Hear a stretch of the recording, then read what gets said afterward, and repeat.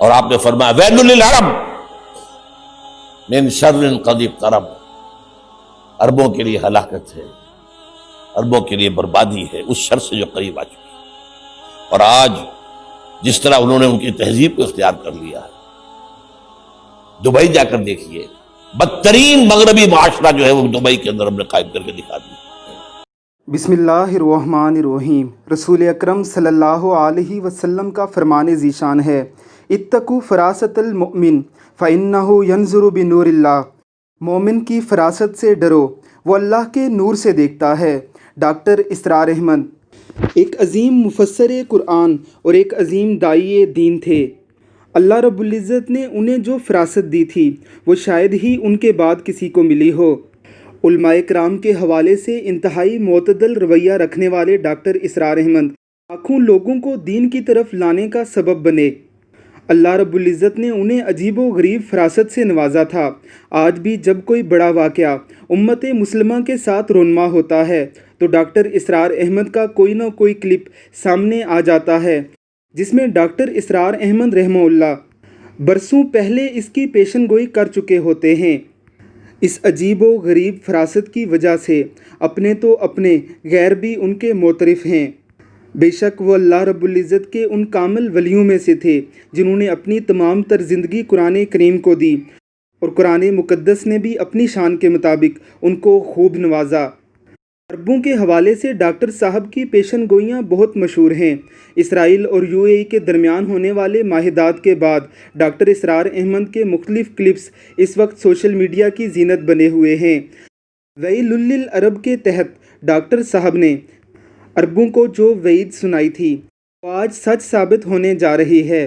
ذرا سنیے ڈاکٹر صاحب کیا کہتے ہیں۔ اللہ رب العزت کی کروڑوں رحمتوں کا نزول ہو ان کی قبر انور پر۔ اللہ رب العزت ان کے درجات بلند فرمائے، آمین ثم آمین۔ اور حضور نے فرمایا ہے وہ جنگ جب ہوگی تو ایک باپ کے اگر 100 بیٹے ہوں گے تو 99 ختم ہو جائیں گے، ایک بچے گا۔ یہ حدیث ہے، حدیث ہے صحیح۔ اور آپ نے فرمایا ویل للعرب من شر قد اقترب، عربوں کے لیے ہلاکت ہے، عربوں کے لیے بربادی ہے اس شر سے جو قریب آ چکی ہے۔ اور آج جس طرح انہوں نے ان کی تہذیب کو اختیار کر لیا ہے، دبئی جا کر دیکھیے، بدترین مغربی معاشرہ جو ہے وہ دبئی کے اندر ہم نے قائم کر کے دکھا دیا۔ اب سعودی عرب اس راستے پر بڑھ رہا ہے۔ اب نوٹ کر لیجئے، یہ کتابیں اگر آپ پڑھنا چاہیں تو کتاب الملاحم میں پڑھیے۔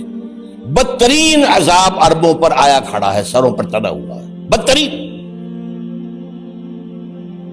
ایسی جنگ ہونی ہے الملحمۃ العظمیٰ، جس کو کہ میں بھی آپ کو گواہی پیش کر دوں گا، جسے کہا گیا ہے لاسٹ کروسیڈ۔ بش نے بھی کروسیڈ کا لفظ بول دیا تھا، پھر واپس لیا اس نے۔ نکل جاتی ہے جس کے منہ سے سچی بات مستی میں، فقیہ مصلحت بین سے وہ رندے بادہ خار اچھا، کروسیڈ کہہ کر پھر واپس لیا۔ یہ کروسیڈ،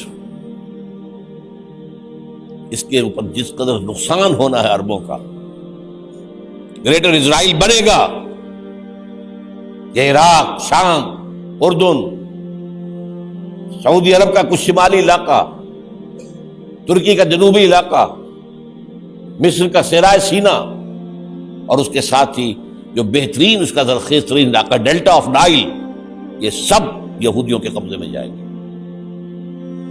اس کو حدیث میں کہا گیا الملحمۃ العظمیٰ۔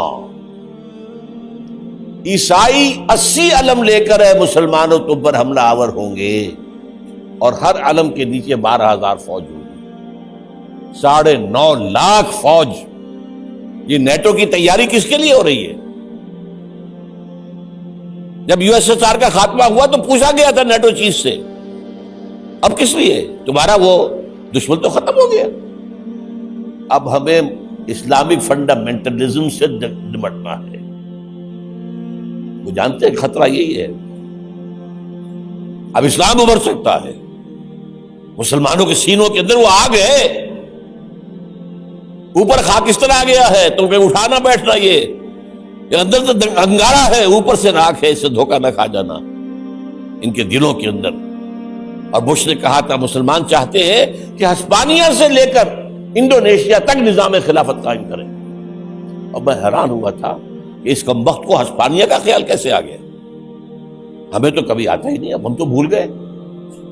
وہ تو 500 برس پرانی بات ہے جبکہ وہاں سے ہمیں نکال دیا گیا تھا. اگرچہ اقبال نے کہا تھا ہے ارض فلسطین پہ یہودی کا اگر حق، ہسپانیہ پر حق نہیں کیوں اہل عرب کا. ہسپانیہ میں تو 800 سال حکومت کی مسلمانوں نے، اور ابھی 500 برس سے گزرے ہیں نا. یہودی تو ارض مقدس سے 2000 سال نکالے گئے. انہیں لا کے آباد کیا گیا، عربوں کے سینے میں خنجر بھونک دیا گیا. وہ چھوٹا سا ملک جو چاہتا کرتا، کوئی پوچھنے والا نہیں. امریکہ جیسے اپنے بیٹے کی حفاظت کرے ویسے کرتا اس کا. اور حضور نے فرمایا ہے وہ جنگ جب ہوگی تو ایک باپ کے اگر 100 بیٹے ہوں گے تو 99 ختم ہو جائیں گے، ایک بچے گا. یہ حدیث ہے صحیح. اور آپ نے فرمایا ویل للعرب من شر قد اقترب، عربوں کے لیے ہلاکت ہے، عربوں کے لیے بربادی ہے اس شر سے جو قریب آ چکی ہے. اور آج جس طرح انہوں نے ان کی تہذیب کو اختیار کر لیا ہے، دبئی جا کر دیکھیے، بدترین مغربی معاشرہ جو ہے وہ دبئی کے اندر ہم نے قائم کر کے دکھا دیا.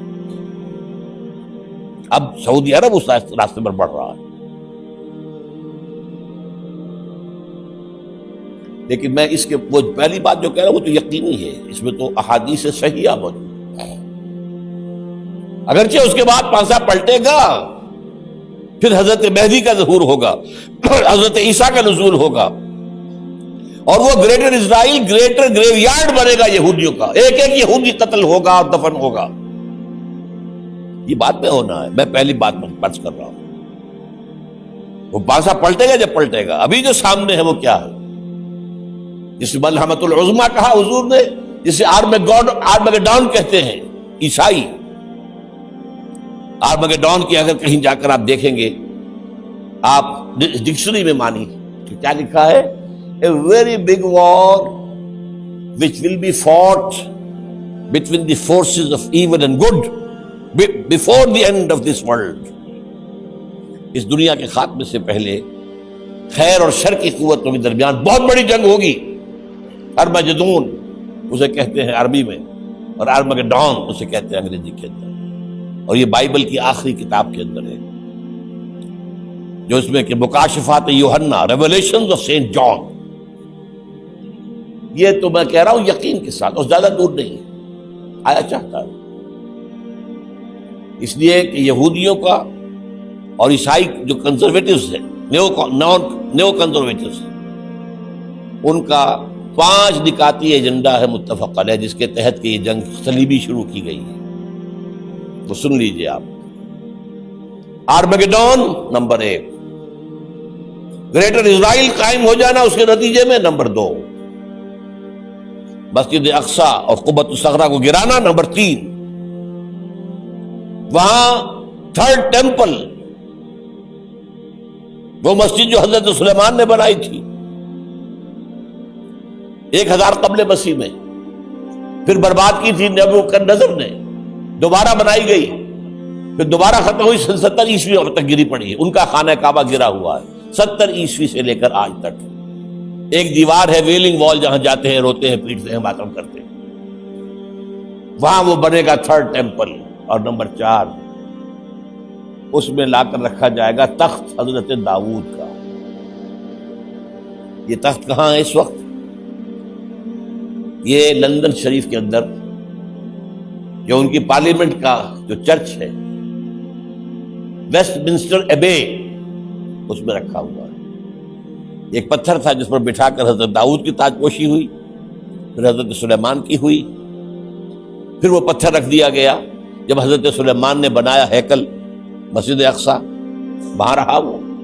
ہر بادشاہ جو تھا یہودی اسی کے اوپر بٹھا کر اس کی تاج پوشی ہوتی تھی. سن 70 میں ٹائٹس نے گرایا اسے ہیکل کو، وہ پتھر لے گیا، وہاں سے روم گیا، روم سے آئرلینڈ گیا، آئرلینڈ سے اسکاٹ لینڈ آیا، اسکاٹ لینڈ سے انگلینڈ آیا، اور اب وہ رکھا ہوا ہے 14ویں صدی عیسوی سے آج تک وہ ویسٹ منسٹر ایبے میں رکھا ہوا، ایک کرسی کی سیٹ میں اسے بنا دیا گیا ہے تخت کی شکل میں۔ اب انگریزوں میں کوئی ملکہ ہو، کوئی بادشاہ ہو جس کی بھی تاج پوشی ہونی اس میں ہوتی، یہ لا کر رکھا جائے گا تھرڈ ٹیمپل میں، اور اس پر یہودیوں کے خیال کے مطابق ان کا مسیحا آئے گا جو مسیح دجال ہوگا، عیسائیوں کے خیال کے مطابق حضرت عیسیٰ آئیں گے، وہ ہمارا بھی خیال ہے حضرت عیسیٰ آئیں گے علیہ السلام۔ ہمارا یہ تو بات کی باتیں ہیں نا، اس وقت جو میں عرض کر رہا ہوں عربوں پر بہت بڑا عذاب۔